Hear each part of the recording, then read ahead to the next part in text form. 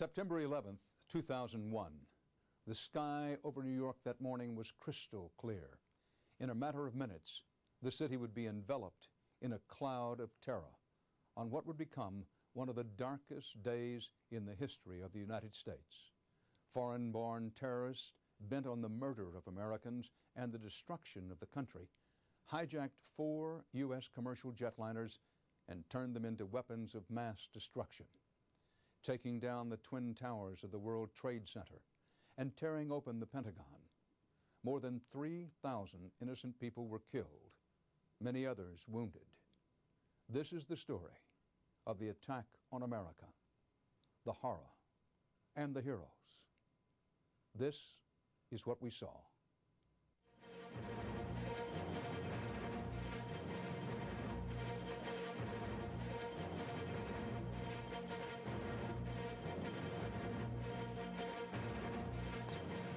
It's 8:52 here in New York. I'm Bryant Gumbel. We understand that there has been a plane crash on the southern tip of Manhattan. You're looking at the World Trade Center. We understand that a plane has crashed into the World Trade Center. We don't know anything more than that. We don't know if it was a commercial aircraft. We don't know if it was a private aircraft. We have no idea how many were on board or what the extent of the injuries are right now. We have, I understand, an eyewitness on the phone right now. Sir, good morning. This is Bryant Gumbel. Could you give us your name? Yeah, my name is Stuart. Stuart, where are you right now? I'm working at a restaurant in Soho.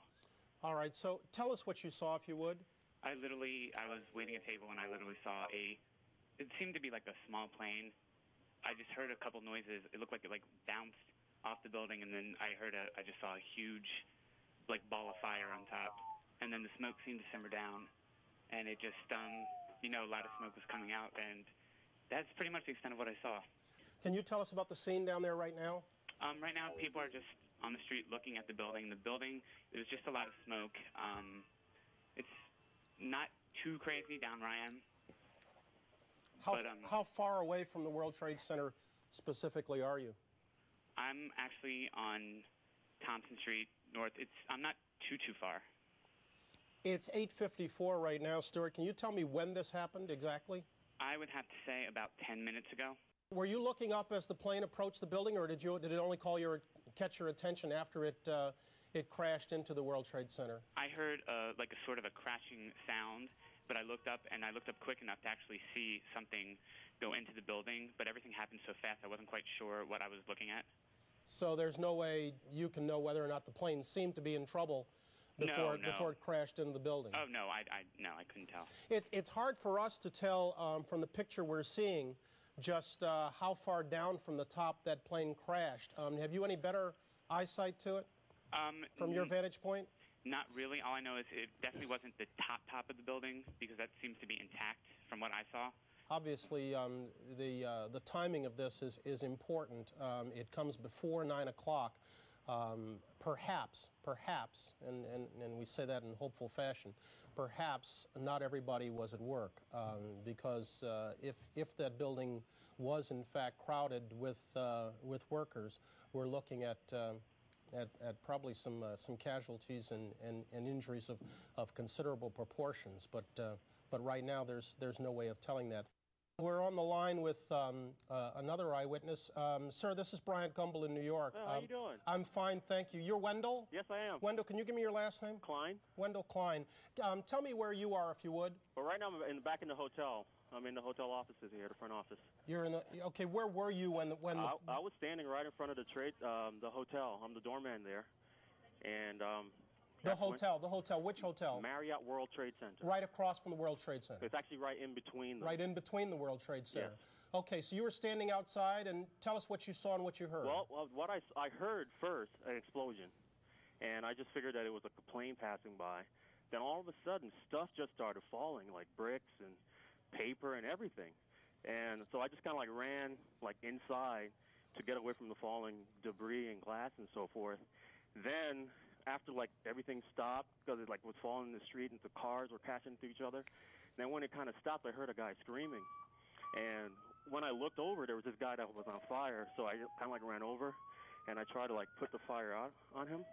And he was screaming, and I just told him to roll, and he said he can't. And then another guy came over with his bag and kind of like put the flames out on him. So right now he's being taken care of. I just had everyone call the ambulance and stuff so it can help him out. He caught fire as a result of the falling debris? Yeah. How much debris, can you give us an idea of how much came crashing to the ground? It's just a lot. Bricks, a lot of bricks, a lot of glass. I'm like enough to like damage cars on the street, make cars swerve into each other, that kind of thing. I hear alarms going off down there. What's happening? That's our hotel alarm, and basically, I guess that went off automatically.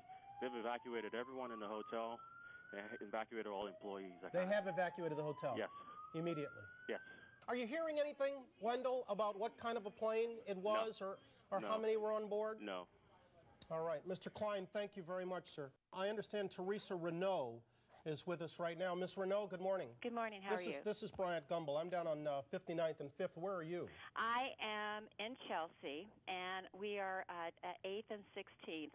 We are the tallest building in the area, and my window faces south, so it looks directly onto the World Trade Center. And I would say, approximately 10 minutes ago, there was a major explosion from probably, it looks like about the 80th floor. It looks like it's affected probably 4 to 8 floors. Major flames are coming out of the north side and also the east side of the building, yes. And it was very loud explosion followed by flames, and it looks like the building is still on fire on the inside. Which building are we talking about? The one that's westernmost? Let's see. Yes, sir.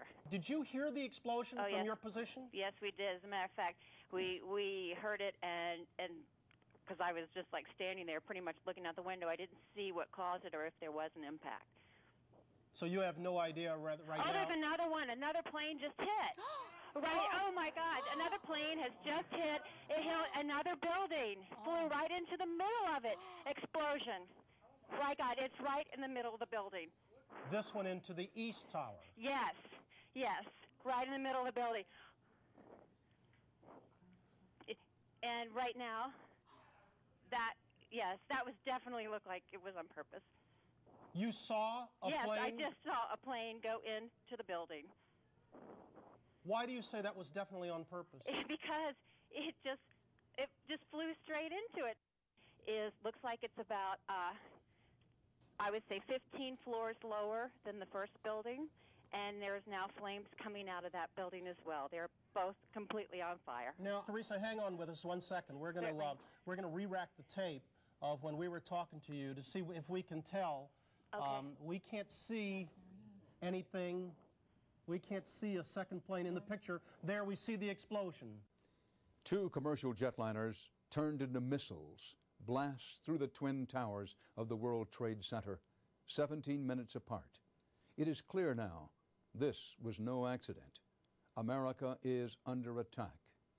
Minutes later, the terrorist hijackers strike again at the very heart of America's military might. Oh my goodness. Oh my goodness.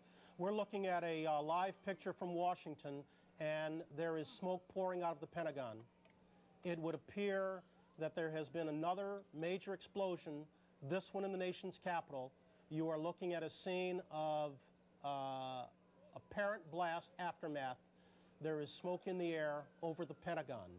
We don't know whether this is the result of a bomb or whether it is yet another aircraft that has targeted a symbol of the United States power, but there is smoke pouring out of the Pentagon. This is coming at 9:43 Eastern Time. The president right now is on his way back from Florida. He had gone there for an educational event. In a brief remarks, he said this was an apparent terrorist attack on our country. We do have a couple of reports, one from AP, one from Reuters, reporting that an American Airlines plane was hijacked, that a United Airlines plane was hijacked, supposedly one of those 2 planes hijacked out of Boston. At this point, the Pentagon, the White House, the Capitol, and the Treasury have been evacuated in Washington. In New York, all airports, tunnels, and bridges have been closed, and in Chicago, the Sears Tower has been evacuated. We understand now there has been a secondary explosion on Tower 2. With that, we will leave you and turn it over to Dan Rather. This is CBS News continuing live coverage of the apparent terrorist attacks today here in New York City and in Washington, D.C. It's important to say these things at the very beginning. There is much that is not known about what is happening. The second thing is that the word from almost everybody who's trying to deal with the situation, the word of the day is steady. Steady. Yes, there have been some terrible things happening, but until and unless we know the facts, it's very difficult to draw many conclusions. But there'll be rumors all day, and we're going to try to separate the rumors from the facts.